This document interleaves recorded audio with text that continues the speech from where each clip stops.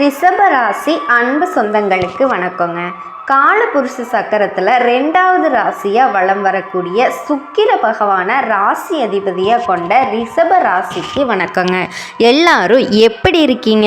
வாழ்க்கையில் இந்த சுக்கிர பகவான் ஒருத்தவங்களுக்கு உச்சத்தில் இருக்காங்க, நல்ல நிலையில் இருக்காங்கன்னா அவங்கள மாதிரி ஒரு கோடீஸ்வரனையும் ஏகபோக வாழ்க்கையும் வாழ்கிறவங்களை பார்க்கவே முடியாதுங்க. சொல்லப்போனால் அதிர்ஷ்டசாலிங்கன்னே சொல்லலாம். ஆனால் அவரையே ராசி அதிபதியாக வச்சுக்கிட்டு நம்முடைய வாழ்க்கை அப்படி இருக்கா? கஷ்டம் சதா நேரமும் பிரச்சனை, அதுவும் பண பிரச்சனைகள்லாம் நம்மளை வாட்டி வதச்சிட்டு இருக்கு. அதில் ஏதாவது மாற்றம் வருமா? சுக்கிர பகவானை அதிபதியை வச்சுக்கிட்டு ஒரு பிரயோஜனமும் இல்லை. குருவாவது நமக்கு வழிகாட்டுவாரா? இப்படி ரிஷப ராசிகளுடைய எதிர்பார்ப்புக்கு விட கொடுக்கத்தாங்க இந்த வீடியோ பதிவு. குறிப்பாக ரிஷபம் அப்படின்னாவே யார் தெரியுங்களா? ரொம்ப அழகாக இருப்பாங்க. அழகை பராமரிக்கிறதுல முக்கியத்துவம் கொடுக்கக்கூடியவங்க. மனசில் 1000 இருந்தாலும் சரி, அவ்வளவு ஈஸியாக இவங்கிட்ட பேச்சில் வாங்கிட முடியாது. எவ்வளவு பாசமாக இருங்க, நேசமாக இருங்க, ஒரு வார்த்தை வாங்க முடியாது. சாமர்த்தியமான பேச்சுக்கு சொந்தக்காரங்க. ஆனால் தப்பாக நினைக்காதீங்க, பொய் பேச மாட்டாங்க. மற்றவனுடைய வாழ்க்கைக்கு எடுத்து ஏதாவது சூதுவாது பண்ணுறவங்க கிடையாது. நன்றி மறவாத குணமும் நலிந்தோருக்கு அதாவது இல்லாதவனுக்குமே உதவி செய்யக்கூடிய உள்ளம் கொண்டவங்க. தளராத மனசுக்கு சொந்தக்காரங்க. இவங்க மறைக்கிறாங்கன்னா இவங்களுக்கு கஷ்ட நஷ்டங்களை மட்டும்தான் மறைப்பாங்க. அதை முதல்ல தெரிஞ்சுக்கோங்க. குறிப்பாக ரிஷபத்தை சித்தர்கள்னு சொல்லலாம், தியாகிகள்னு சொல்லலாம். ஏன்னா துரோகிகளுக்கு கூட நல்லது நினைக்கக்கூடிய உயர்ந்த உள்ளம் கொண்டவங்க. உழைப்பை மட்டுமே மூலதனமாக வச்சு செயல்படக்கூடியவங்க. இவங்க தான் வசீகரமான பேச்சில் வல்லவங்க. ரிஷபம் ஒரு இடத்துல இருக்கா அப்படின்னா இவங்களை சுற்றி தான் எல்லாருமே இருப்பாங்க. காரணம் எல்லாருக்கும் தோதா பேசுவாங்க, யார் மனசையும் புண்படுத்த மாட்டாங்க, எல்லாருக்கும் உதவி செய்வாங்க. ஸோ எல்லோருடைய தேவைகளையுமே நிறைவேற்றிக்கலாம். தான் கஷ்டப்பட்டாலும் ஏன் தான் உசுரே போனாலும் தன்னை நாடி வந்தவனுக்கு உதவி செய்கிறதுனால எல்லாருக்கும் ரிஷபத்தை பிடிக்குங்க. ஆனால் ரிஷபத்துக்கு ஒரு கஷ்டம்னு திரும்பி பார்த்தா சொல்லப்போனால் அந்த இடத்துல ஒரு ஈக்காக்கா கூட இருக்காது. இதுதான் ரிஷபத்தோட நிதர்சனமான வாழ்க்கை முறை. அப்படி இருந்தும் ரிஷபம் இதுவரைக்கும் வாழ்க்கையை உருட்டுறது எதனால் தெரியுமா? கண்டிப்பாக நம்ம யாருக்குமே எந்த துரோகமும் செய்யலை. நமக்குன்னு ஒரு நல்ல காலம் பிறக்கும், கடவுள் நம்மளை கைவிட மாட்டாருங்கிறது அந்த ஆண்டவன் மீது கொண்ட நம்பிக்கையினால் ரிஷபம் இப்போ வரைக்கும் வாழ்க்கையை ஓட்டிக்கிட்டு இருக்கு. அந்த நம்பிக்கைக்கு உரியவர்களாக குரு பகவான் உங்களுக்கு அதிர்ஷ்டத்தோட கதவை திறஞ்சு வச்சிருக்காரு. ரிஷபராசிக்காரர்களே, இந்த பக்கம் பயணம் பண்ணுங்க. உடைய கேள்விகளுக்கு பதில் கிடைக்கும். உங்களுடைய கஷ்டங்களுக்கு தீர்வு கிடைக்கணும். இப்போ ரிஷபராசிக்காரர்கள் ரிஷபத்துக்கு நாள் குறிச்சாச்சுங்க.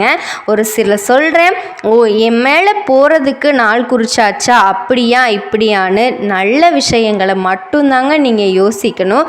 நேரம் காலம் குறிக்கிறோம் இல்லையா, அது எப்போவுமே அப்படி ஒரு நேர காலந்தாங்க.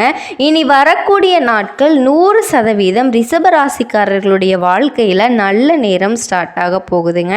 இதுக்கு தான் நேரம் குறிச்சாச்சு, நாள் குறிச்சாச்சுன்னு நம்ம சொல்லிக்கிட்டு இருக்கோம். புரியுதுங்களா? அது என்ன ஏதுங்கிறத நம்ம தெளிவாக பார்க்கலாம். அதுதாங்க இந்த குரு பயிற்சிங்க. ரிஷபராசிக்கு சாதாரணமாக இல்லைங்க, குபேர யோகத்தை தரக்கூடிய கோடீஸ்வர யோகம்னு சொல்லலாம். வருஷத்துக்கு ஒரு முறை குரு பயிற்சி நடக்கும். அதன்படி இந்த 2025ஆம் ஆண்டு குரு பயிற்சி ஆரம்பமாகுதுங்க. குரு பகவான் ரிஷபராசியிலிருந்து விலகி மிதுன ராசிக்கு பயிற்சி ஆகிறாரு. இது 12 ராசிக்காரர்களுக்குமே பலன் கொடுக்கும். பொதுவாக குரு என்ன பண்ணுவார்? நல்லதை மட்டும்தான் செய்வார். இருந்தாலும் அதிக அளவிலான அர்ப்பணங்களை கொடுக்கறது ஒரு சில ராசிக்காரர்களுக்கு கிடைக்கும். அந்த வகையில் செல்வம், மகிழ்ச்சி, குடும்பம், ஆரோக்கியம் இது எல்லாத்தோட தாக்கத்தையுமே ரிஷபத்துக்கு கொடுக்க போகிறாரு. ஜோதிட சாஸ்திரப்படி குரு பகவான் அப்படிங்கிறவர் யாருங்க? தனக்காரகன். குரு பகவான் பணத்துக்கு முக்கியமான கிரகம்.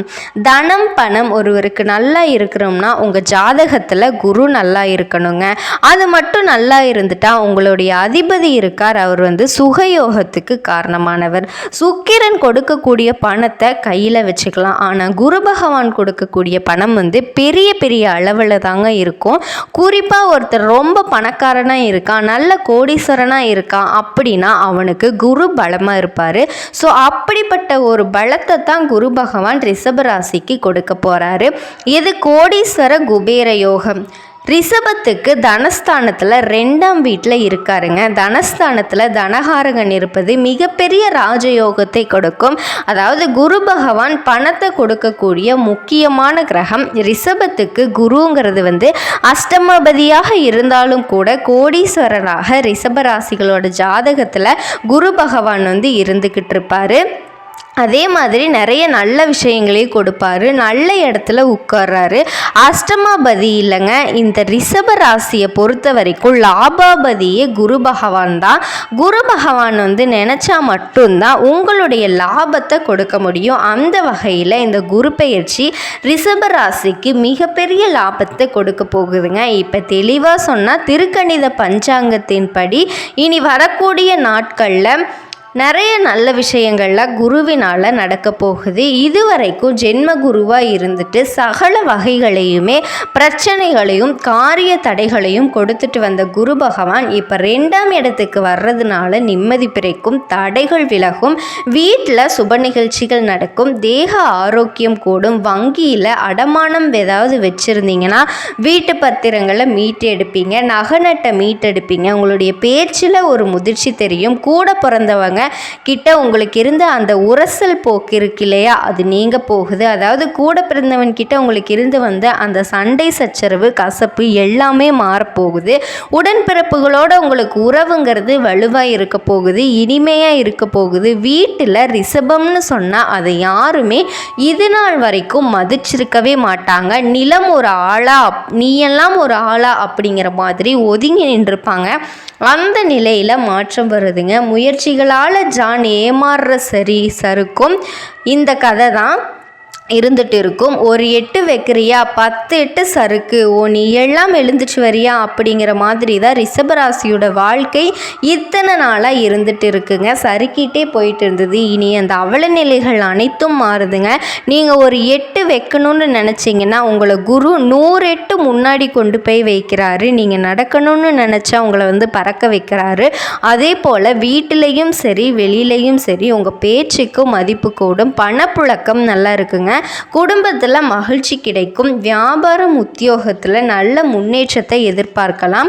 உறவுக்காரகங்கள் எல்லாமே உங்களை தேடி வருவாங்க. சமூகத்தில் உங்களுடைய அந்தஸ்து கூடும். புதிய பொறுப்புகள் உங்களை சேரும்.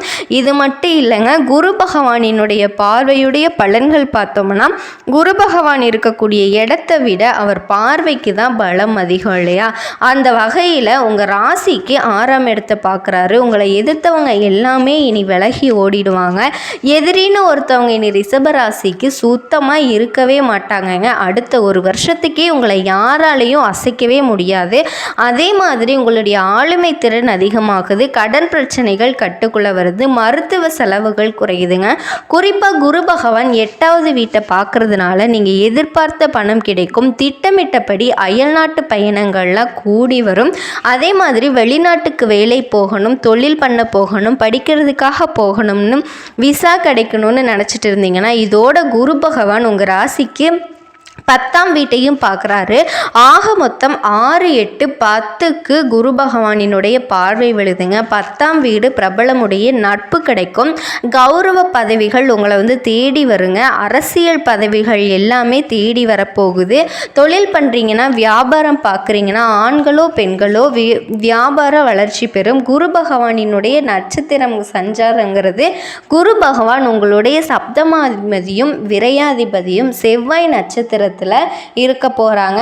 அதனால நீங்கள் நினைக்கிறது எல்லாமே நடக்க போகுதுங்க. கணவன் மனைவிக்கிடையே நெருக்கம் அதிகரிக்கும்.